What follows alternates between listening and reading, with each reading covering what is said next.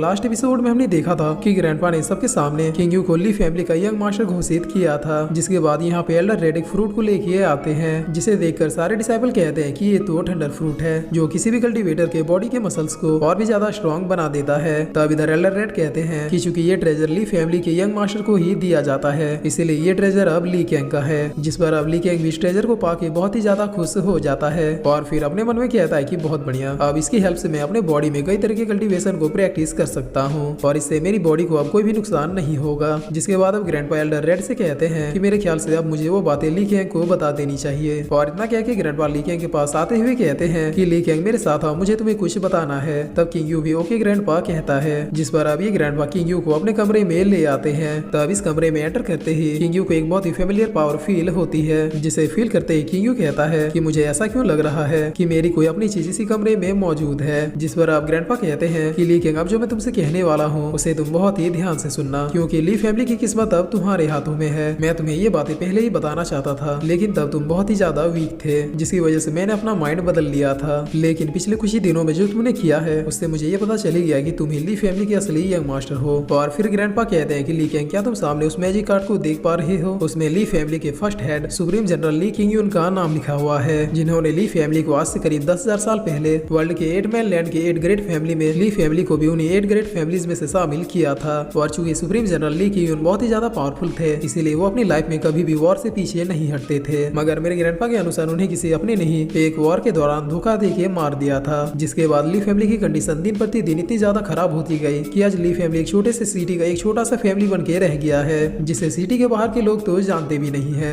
और अब ये सब सुनने के बाद किंग को समझ में आ जाता है कि उसका पुनर्जन्म वापिस उसी के ली फैमिली में हुआ है, लेकिन पूरे 10,000 सालों के बाद। जिस पर आप ग्रैंडपा कहते हैं कि सुप्रीम जनरल ली किंग एक बहुत ही पावरफुल सुप्रीम वॉरियर थे और मुझे नहीं लगता कि उनके जैसा और कोई दूसरा होगा। लेकिन ली किंग आज तुम्हें देखी मेरी उम्मीदें फिर से जग गई है। मुझे पता है कि तुम ली फैमिली को लीड करते हुए फिर से इसे उन्हीं 8 ग्रेट फैमिलीज में से एक बना दोगे, लेकिन इसके लिए सबसे पहले तुम्हें सेंगियन क्लैन को खत्म करना होगा। तब ये सुनकर किंग कहता है कि ये कौन सा क्लैन है। जिस पर ग्रैंडपा बताते हैं कि सुप्रीम किंग के जाने के बाद 8 ग्रेट फैमिली में से एक चोंग फैमिली ने ली फैमिली को खत्म करने का ऑर्डर दिया। तब इस काम को करने के लिए एक छोटे से क्लैन जिसका नाम सेंगियन क्लैन था, उसने चोंग फैमिली के हेड से डील किया। जिसके बाद 7 दिन और 7 रातों तक सेंगियन क्लैन और ली फैमिली के बीच फाइट हुआ, जिसमें ली फैमिली बुरी तरीके से हार गई, क्योंकि उन 7 दिनों और 7 रातों में हमारे पास जितने भी वॉरियर्स थे वो सारे मारे जा चुके थे। तब मेरे ग्रेट ग्रैंडफादर ने बचे हुए लोगों को लेके यहाँ पे चले आए और फिर इस सिटी में एक छोटे से फैमिली ली फैमिली के रूप में रहने लगे। लेकिन अब इतने साल बीतने के बाद तुम्हें मुझे सुप्रीम किंग की तरह पोटेंशियल दिख रहा है और अब तुम ही हो जो ली फैमिली के ग्लोरी को वापस ला सकता है। तब ये सब सुनने के बाद किंग अपने मन में सोचता है कि मेरे मरने के बाद काफी कुछ बदल गया, लेकिन मुझे ऐसा लग रहा था कि मेरे मरने और मेरे वापस जिंदा होने में बस कुछ ही पलों का फासला था। और अब किंग कहता है कि ग्रैंडपा आप जैसा कहेंगे मैं बिल्कुल वैसा ही करूंगा।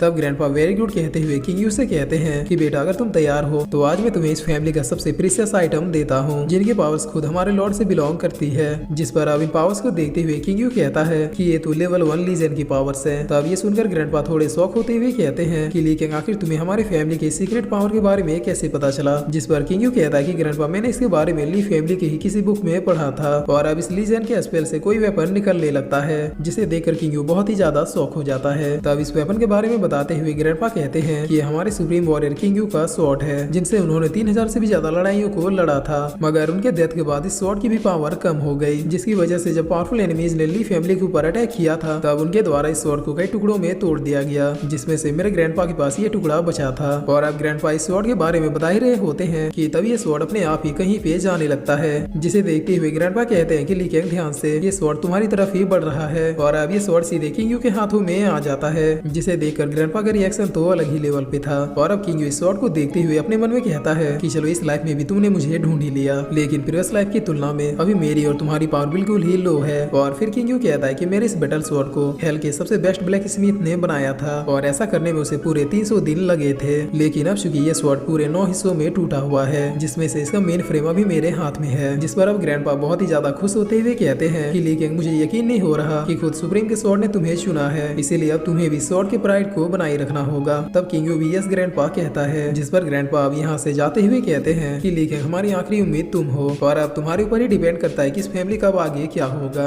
और अब ग्रैंडपा के जाने के बाद इस कमरे में एक लाइट चमकने लगती है और इस स्वॉर्ड में भी अपने आप ही कुछ होने लगता है। तब किंग अचानक से इस स्वॉर्ड के अंदर चला जाता है, जहाँ पर वो देखता है कि ली फैमिली का एक वॉरियर चोंग फैमिली के एक डीमन से से फाइट कर रहा था, जिसमें इस वॉरियर के अटैक करने के बावजूद भी इस डीमन को कुछ भी नहीं होता है। और फिर ये डीमन दूसरी जगह पे अपेयर होते हुए कहता है कि तुम्हारा लॉर्ड मारा गया, तुम लोगों को हमसे कोई भी नहीं बचा सकता। जिस पर ये वॉरियर किंग के स्वॉर्ड को यूज करता हुआ इसके अलग अलग ट्रांसफॉर्मेशन से एक बहुत ही बड़े वेपन को क्रिएट करता है और इससे इस डीमन को बीच से ही खत्म कर देता है। जिसके बाद फिर से ये स्वॉर्ड अपने नॉर्मल फॉर्म में आ जाता है। तब इस वॉरियर की नजर किंग के ऊपर पड़ती है और फिर ये वॉरियर किंग के पास जाके बहुत ही रिस्पेक्ट से स्वॉर्ड को लौटा देता है। जिस पर किंग कहता है कि तुमने मेरे स्वॉर्ड कोर को अभी तक बचाए रखा, इसके लिए मुझे तुम्हारे जैसे डिसाइपल्स के ऊपर गर्व है। लेकिन चूंकि अब मैं आ चुका हूँ, इसलिए अब तुम शांति से हेवन में जा सकते हो। और आज मैं तुम सबसे प्रॉमिस करता हूँ कि मैं तुम लोगों के इस बलिदान को ऐसे ही व्यर्थ नहीं जाने दूंगा। और अब सीन चेंज होता है और हम इन तीनों को देखते हैं, जहाँ पर लीफी के फादर किंग को भर भर के गालियां दे रहे थे और अपने दोनों बेटों से प्रॉमिस करते हुए कह रहे थे कि मैं आज नहीं तो कल उस लीकिंग के बच्चे को खत्म करके रहूंगा। तब लीफी कहता कि नहीं, आप उसे नहीं मारोगे, क्योंकि उसे मैं खुद अपने हाथों से मारूंगा। और इतना कह के लीफी एक पिल को निकाल लेता है, जिसे देखकर इसके फादर कहते हैं कि बेटा नहीं, उसे मत खाना, तुम्हारी बॉडी अब बिल्कुल ही यूजलेस हो चुकी है, इसलिए अगर तुम इस पिल के इफेक्ट को बर्दाश्त नहीं कर पाए तो इससे तुम्हारी जान भी जा सकती है। तब लीफी कहता है कि मैं इस तरह से यूजलेस बन के नहीं रह सकता। अगर मैंने किसी तरह से इस पिल को स्वेलो कर लिया तो फिर उसके बाद मैं शायद फिर से कल्टीवेट कर सकता हूँ, और जब मैं दोबारा से स्ट्रॉन्ग हो जाऊंगा उसके बाद ली फैमिली में बस दो चीजें होंगी, पहला मेरे हाथों ली किंग की मौत और दूसरा इस पूरे ली फैमिली पे हमारा अधिकार। तब जाओतेन भी अपने भाई को मोटिवेट करते हुए कहता है कि भाई मुझे आप पे भरोसा है, आप ये कर लेंगे। जिसे सुनकर लीफी अब इस पिल को खा लेता है और फिर जाओतेन से कहता है कि टेंशन मत लो, अगर मैं फिर से ठीक हो गया तो उसके बाद मैं उससे तुम्हारा भी बदला ले लूंगा। तब लीफी के फादर कहते हैं कि बेटा तुम्हारी किस्मत में क्या है ये बस 2 दिनों में ही पता चल जाएगा, इसीलिए अब इससे पहले कि इस पिल का असर शुरू हो तुम्हें जाके मेडिटेट करना शुरू करना चाहिए। और मैं भी किसी तरह से सियासा से कांटेक्ट करने की कोशिश कर रहा हूँ ताकि उस ली किंग के बच्चे को मारने में हमें कोई भी परेशानी ना हो। जिस पर लीफी कहता है कि बहुत बढ़िया पिताजी, इस बार उस यूजलेस फेलो को हमारे हाथों मरने से कोई भी नहीं बचा सकता। और इतना कह के ये तीनों बाप बेटे बहुत ही जोर जोर से हंसने लगते हैं। और अब सीन चेंज होता है और हमें रात का सीन दिखाया जाता है, जहाँ पर किंग अपने स्वॉर्ड से कह रहा था कि टेंशन मत लो, मैं तुम्हारे बाकी के 8 टुकड़ों को बहुत ही जल्द ढूंढ लूंगा। जिस पर तभी आसमान में ठंडर बहुत ही ज्यादा गरजने लगते हैं, जिसे किंग भी अब अपनी खिड़की से देखते हुए कहता है कि आखिर इस टाइम पे अचानक से ठंडर स्टॉर्म कैसे शुरू हो गया। और फिर किंग बहुत ही ज्यादा खुश होते हुए कहता है कि चलो अच्छा हुआ मैं इस टाइम पे अपने ठंडर बॉडी टेक्निक की प्रैक्टिस कर सकता हूँ। और ये कहकर किंग अब सीधे अपने छत में आ जाता है, जिसके बाद बहुत ही तेजी से कहीं पे भागता हुआ जाने लगता है।